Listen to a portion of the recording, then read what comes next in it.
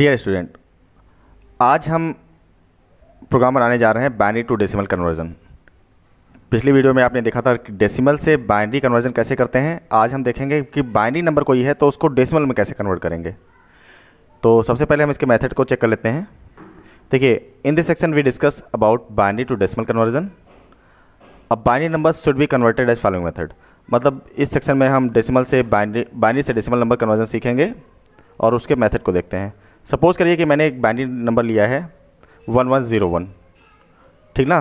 तो अब क्या करना होगा, जैसा कि मैंने आपको थ्योरी क्लासेस में बताया है कि किसी भी नंबर की अगर हमें प्लेस वैल्यू निकालकर उसको ऐड कर देते हैं तो हमें डेसिमल नंबर ऑब्टेन हो जाता है, डेसिमल नंबर मिल जाता है। तो then we need to find place value of each digits and add them. The addition of place value is equal to the decimal equivalent of binary. मतलब सबके place value निकाल लेंगे और ऐड कर देंगे और जो भी आएगा वो उसका डेसिमल इक्विवेलेंट होगा। जैसे हमने यहाँ पर सबकी प्लेस वैल्यू 1101 मैंने लिया था तो 1101 को ले लिया। अब 1 × 2 पावर 0, 1 × 2 पावर 1, 1 × 2 पावर 2, 1 × 2 पावर 3 ले लिया, कैलकुलेट कर लिया। जो भी वैल्यू हमारे पास में आई 8401, ठीक ना, इसको हमने क्या कर दिया, ऐड कर दिया। ठीक, ऐड करने पे हमें क्या मिला, 13 मिला। तो इस तरह से हमारा 1101 का जो डेसिमल इक्विवेलेंट है वो 13 आ गया, ठीक ना। अब मेथड देखें कि हम प्रोग्राम में इस मेथड को कैसे इंप्लीमेंट करेंगे। तो अगर ये मेथड समझ में आ गया तो आपको प्रोग्राम समझने में कोई दिक्कत नहीं होगी।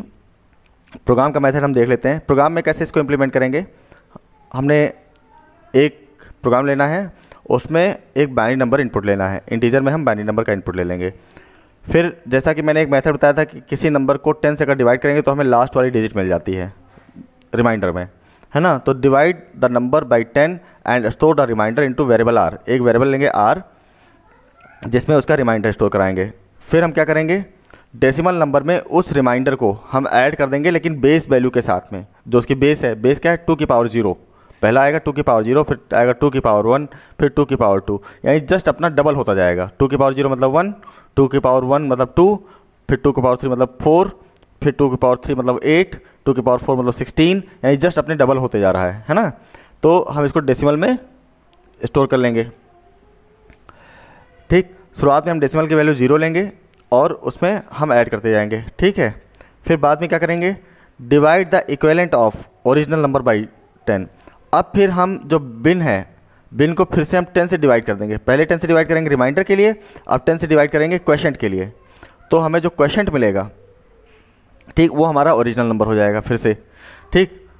और यही प्रोसेस बार बार चलता रहेगा जब तक कि पूरी बाइनरी 0 ना हो जाए। अब multiply the value b by 2 और बेस को हम 2 से मल्टीप्लाई करते हैं तो दुगना हो जाएगा जस्ट, है ना। Print the decimal of the binary number. जो लास्ट में हमें मिलेगा वो आपका डेसिमल नंबर होगा, ठीक है। तो चलिए इसको हम प्रोग्राम में करके देखते हैं कि प्रोग्राम में इस लॉजिक को जो भी मैंने बताया है ये लॉजिक कैसे इस्तेमाल करते हैं। आई होप लॉजिक आपको समझ में आ गया होगा, है ना। ये सारे नोट्स आपको हमारी वेबसाइट satyamsir.in पे मिल सकते हैं या फिर आप मेरी ब्लॉग satyamsir.blogspot.com पे जा सकते हैं। वहाँ पे आपको ये सारे नोट्स मिल जाएंगे, साथ में सोर्स कोड भी मिल जाएगा और वीडियो भी मिल जाएगा। मतलब कि एक ही प्लेस पे आपको सब कुछ, सारा मटेरियल आपको मिल जाएगा, ठीक है। तो चलिए हम प्रोग्राम करके देखते हैं कि प्रोग्राम में ये चीज़ें कैसे होंगी। तो स्टूडेंट्स देखिए, मैंने अपना टर्बोसी का कंपाइलर ओपन कर लिया है, टर्बोसी की विंडो ओपन कर ली है। अब हम यहाँ पर न्यू विंडो ओपन करते हैं। जैसा कि हम हर प्रोग्राम में करते हैं, सबसे पहले हम कमेंट को डिफाइन कर देते हैं। तो जैसा कि हमारा प्रोग्राम क्या है, C program to convert binary into decimal, ठीक ना। अब हमें क्या करना है, सबसे पहला स्टेप आता है हेडर फाइल डिक्लेयर करना। तो हेडर फाइल यहाँ पर 2 ही हमें नीडेड है। कौन कौन सी, stdio.h और हैश इंक्लूड conio.h। अब हम यहाँ पर करेंगे वाइड मेन फंक्शन को डिक्लेयर करेंगे और अब CLR SCR डिक्लेयर कर लेते हैं, CLR SCR, ठीक ना। ये फंक्शन स्क्रीन को क्लियर करने का, इसका प्रोग्राम के लॉजिक से कोई मतलब नहीं है, है ना। अब अगला पार्ट आता है वेरिएबल डिक्लेरेशन। तो हम वेरिएबल को डिक्लेयर कर लेंगे। तो फर्स्ट वेरिएबल आपका n नंबर के लिए,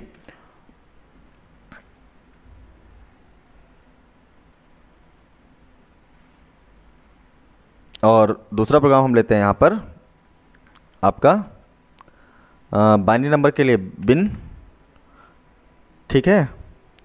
और मतलब ये दोनों वेरिएबल एक ही काम करेंगे, मतलब बिन की वैल्यू हम n में स्टोर करा देंगे, ताकि क्योंकि अभी हम n के साथ में या बिन के साथ में बार बार डिवाइड करेंगे, रिमाइंडर निकालेंगे, तो बिन एक्चुअल वैल्यू बिन में नहीं बचेगी या n में एक्चुअल वैल्यू नहीं बचेगी। तो एक जगह एक्चुअल वैल्यू स्टोर रखने के लिए, ताकि हम बाद में उसको प्रिंट आउट ले सकें, प्रिंट स्क्रीन पे ले सकें, इसके लिए मैंने एक और वेरिएबल लिया। जैसे मैंने पिछले प्रोग्राम में टेम्प वेरिएबल लिया था, टेम्परेरी वेरिएबल, है ना। तो समझ लीजिए बिन आपका टेम्परेरी वेरिएबल है या n आपका टेम्परेरी वेरिएबल है ना।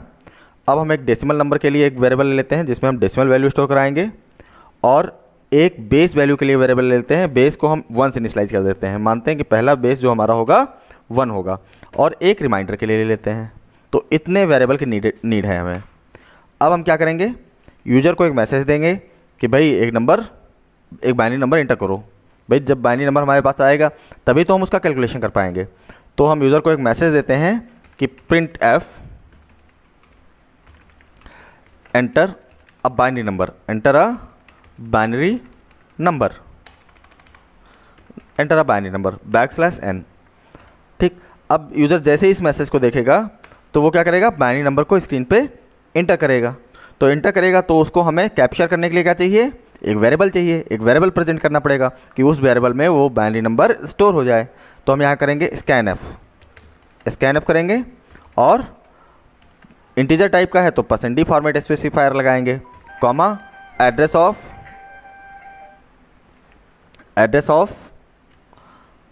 n या बिन, जो भी आपको करना है यहाँ कर लीजिए। अब जो हमने यहाँ पर n में इनपुट लिया है इसको हम बिन में भी स्टोर करा लेंगे, है ना। तो बिन इक्वल टू n लिखते हैं, और फिर इसको भी हम आज वाइल लूप से ही करेंगे। बिन में जो n स्टोर कराया ताकि बिन में एक वैल्यू रिजर्व रहे, है ना, ताकि हम इसको फर्दर यूज़ कर पाएँ, कि देख पाएँ कि बाइनरी वैल्यू हमने क्या ली थी। यहाँ पर 2 वेरिएबल लेने का मतलब यही था कि एक ही वैल्यू 2 वेरिएबल में स्टोर कराने का क्या मतलब है, लेकिन मतलब यही था कि हम अभी जब आउटपुट देंगे डेसिमल नंबर का तो हमें ये लिखना पड़ेगा ना किस बाइनरी का ये डेसिमल है। तो इसलिए मैंने बाइनरी में उसको फर्दर प्रोसेसिंग के लिए स्टोर करा लिया, ठीक ना। अब हम यहाँ करेंगे वाइल n ग्रेटर दैन 0, जब तक n की वैल्यू 0 से बड़ी रहे तब तक ये लूप आपका चलता रहे, है ना। तो यहाँ पर हम करेंगे, अब सबसे पहले हम रिमाइंडर फाइंड करेंगे, तो लिखेंगे r equal to n divided by 10, ठीक ना, r equal to n divided by 10 और सेमीकोलन, रिमाइंडर आ गया। अब रिमाइंडर को डेसिमल में हम बेस वैल्यू के साथ में मल्टीप्लाई करके ऐड कर देंगे। तो डैश इक्वल टू डैश मतलब डेसिमल वैल्यू के लिए वेरिएबल लिया है, plus r into B, r into क्या करेंगे, b करेंगे। b हमारी क्या है, बेस वैल्यू, r क्या है, रिमाइंडर, है ना। अब हम करेंगे n equal to n divided by 10, मतलब कि n को हम दोबारा से डिवाइड कर देंगे 10 से।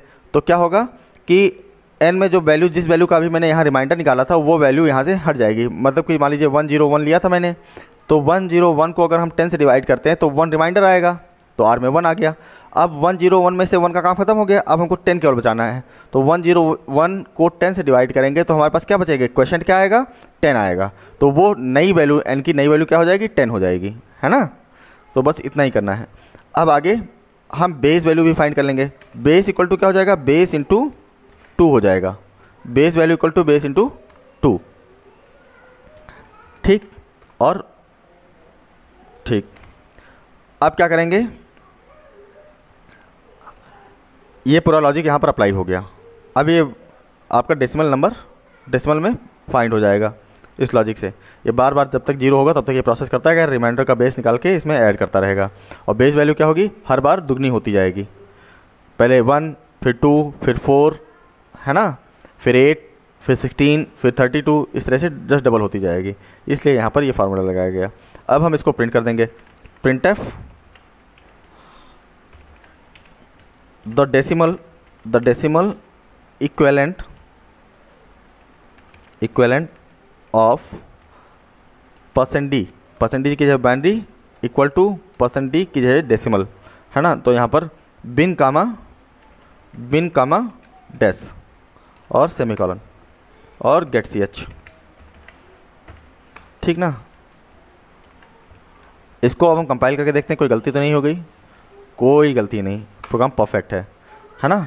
अब इसको एक बार हम रन करा लेते हैं। रन कराया और हमने यहाँ पर 101 एक बाइनरी इंटर की 101, ठीक। इसका डेसिमल 5 आ गया, देखिए आ गया ना। अब हम 1000 इंटर करते हैं, अगर 8 आ रहा है तो सही है, 8 आ गया, ठीक। 4 टाइम 1 15, ठीक। 10111 23, मतलब प्रोग्राम बिल्कुल परफेक्टली वर्क कर रहा है ना। तो इस तरह से हमारा ये प्रोग्राम कंप्लीट हो गया।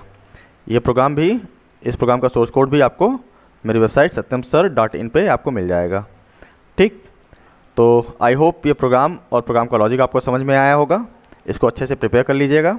फिर मिलते हैं किसी और वीडियो में।